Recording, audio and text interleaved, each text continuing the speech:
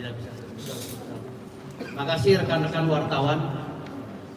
Jadi hari ini adalah hari bersejarah, di mana secara tidak sengaja dan spontan saya tiba-tiba saudara di atas meja. Demi Allah, demi Rasulullah, wallahi, entah karena saya gelap mata, entah karena saya terlalu berlebihan ingin membela klien saya berdasarkan kuasa, sehingga saya tidak memperhatikan lagi bagaimana cara saya naik ke atas meja. Makanya saya meminta kepada Pengadilan Negeri Jakarta Utara untuk membuka CCTV. Karena itu masih menjadi pertanyaan saya. Kenapa saya bisa jadi di atas meja? Demi Allah, demi Rasulullah, kafir saya itu. Saya akan menjadi orang kafir kalau saya bohong. Ya, walaupun basic saya di bela diri. Saya taekwondo, boxer, dan pencak silat.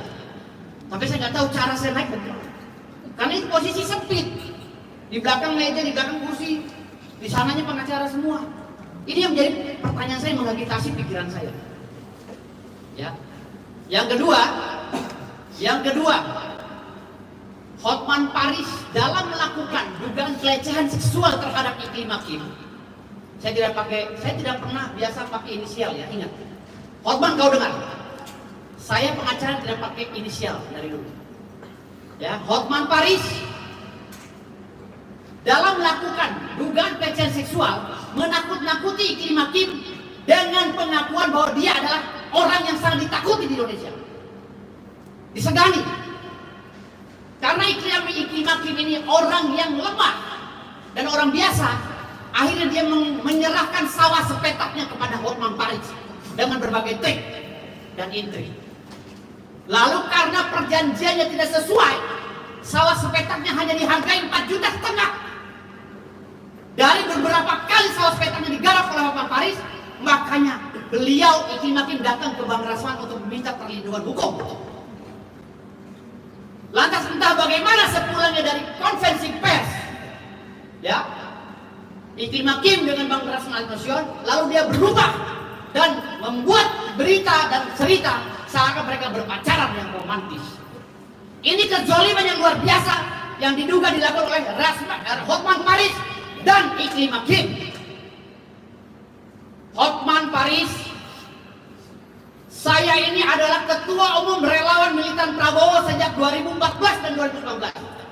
Dan saya salah satu orang yang dicari oleh Polda Metro Jaya karena menurunkan massa dan membuat kericuan di depan Bawaslu. Kalau kau bicara masalah jasa kamu pada Pak Prabowo, saya juga punya jasa. 2 orang keluarga besar saya memimpin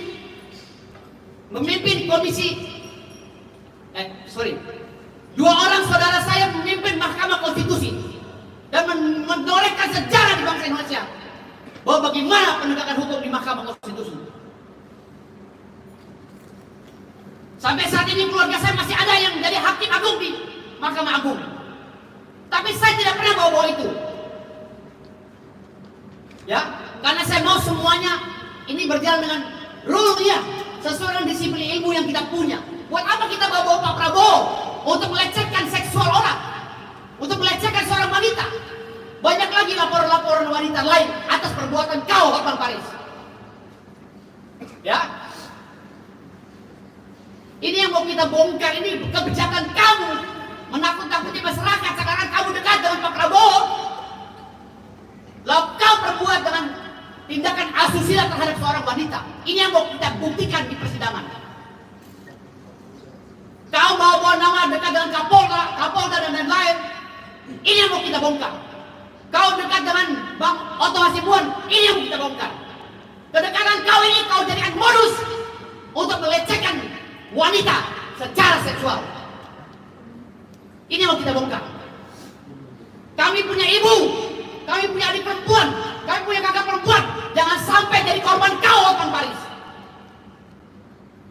Makanya saya mau bongkar. Para hakim yang mulia, tolong dengar ini yang mulia. Saya tidak pernah melakukan tindakan seperti itu dalam persidangan. Dari mulai proses persidangan, saya sudah komplain dengan Ibu Sofia hakim, karena dia kasar sekali, tidak menunjukkan dirinya sebagai hakim yang mulia, dan mencederai persidangan, tidak imbang, tidak adil. berapa kali kami dianggap anak TK, padahal kami profesor, doktor, dan magister hukum. Di mana keadilan bagi kami sebagai pembela kuasa daripada klien kami? Ini mau saya bongkar, Hotman. Ya, jangan kau bawa dikit-dikit Pak Prabowo, kau takut-takuti orang. Kau buat ini, macamnya kau ini bermain dengan tipu-tipu, kau gak bisa, Hotman. Kita buka. Siapa yang salah, siapa yang benar? Masalah saya naik ke bangku sampai saat sekarang, saya ini nggak tahu nih siapa yang naikkan saya ke meja. Saya sudah bilang kafir saya kalau saya tahu. Karena saya udah panik lihat klien saya itu udah dicekek, dianiaya oleh jaksa dan orang yang pakai batik, 2 orang itu. Orang nggak jelas mungkin. Kalau memang dia pamdal, mana surat pamdalnya? Adakah SOP pamdal Mahkamah Agung untuk menganiaya klien saya? Kenapa menganiaya klien saya tidak izin kepada kami yang saat itu ada di depan mereka? Apapun tindakan kalian harusnya izin kepada kami sebagai kuasa hukum. Jangan semena-mena terhadap klien saya. Ya. Jadi saya rasa tindakan klien kami Bang Rasman itu hal yang wajar di setiap peradilan, di setiap persidangan. Jangan kaku sekali. Hotman ini ketahuan jarang sidang, seringnya piknik. Makanya dia ini kaget melihat orang seperti itu. Jadi persidangan itu biasa kalau seandainya ada penuntut dengan yang dituntut itu diskusi setelah sidang itu biasa. Dan ini juga ini wanti-wanti saya kepada penganiaya klien saya yang pakai batik ini. Entah ini orang dari mana ya, mengaku karena Mahkamah Agung mencederai persidangan ya, memprovokasi ya. Kalau klien kami tidak ada tindakan, jangan euforia. Kalian justru yang menganiaya klien kami. Ya. Mengeroyok yang dimana dalam pasal 170 KUHP. Ya, jaksa juga sama, memperkusi saya dengan kalimat yang tidak pantas, menonjok meja saya. Ini juga akan saya laporkan ke komisi kejaksaan. Ya, kita juga akan melakukan tindakan, bos. Ya, dan Hotman, ingat ya, yang punya jasa kepada Pak Prabowo bukan kamu saja. Saya juga pernah ditembak ya, karena membela Pak Prabowo. Ingat Hotman ya. Kita semua cinta Pak Prabowo, Hotman. Jangan bawa Pak Prabowo terus, kasihan beliau. Beliau udah sukses 100 hari ini. Menunjukkan bahwa estetikanya Pak Prabowo udah sukses. Kinerjanya sudah sukses. Jangan kau rusak gara-gara pelecehan seksual yang kau lakukan dengan menakut-nakuti orang, mengatasnamakan pejabat. Ya. Dan saya itu aja, mungkin saya tambahin. Terima kasih.